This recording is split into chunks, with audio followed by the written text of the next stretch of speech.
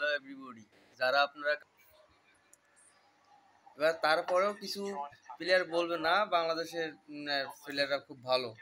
হ্যাঁ, আমরা বাংলাদেশ সাপোর্ট করি, বাংলাদেশের খেলা দেখি, বাংলাদেশ আমাদের টিম, আমাদের দেশ, আমরা ভালোবাসি। কিন্তু বাংলাদেশ ক্রিকেট টিমই এই পরিমাণে রাজনীতি ঢুকেছে যে এটা বলা যায় না, এটা নোংরা রাজনীতি একটা যারাকে বলে।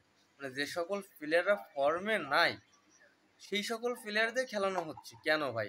জাকির যে শুধুমাত্র সুইংগাম চাবায়, সুইংগাম ছাড়া সে কিছুই বোঝে না, তারে খেলানো হচ্ছে। যে আমরা জানি লর্ড শান্ত, তারে খেলানো হচ্ছে। এইসব প্লেয়ারকে কেন খেলানো হচ্ছে বুঝলাম না। মানে বাংলাদেশ টিম চায় যে আমরা ঠকি, তারা জিততে চায় না, তারা কোনোভাবে জিতবে না।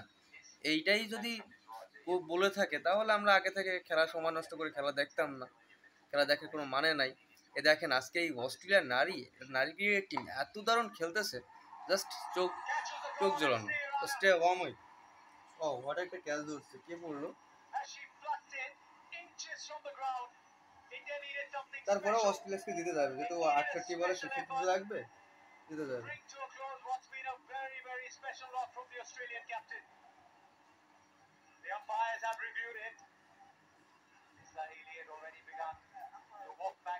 জাস্ট দারুণ খেলছে, একটু দেখেন খেলাটা, দেখেন একটু।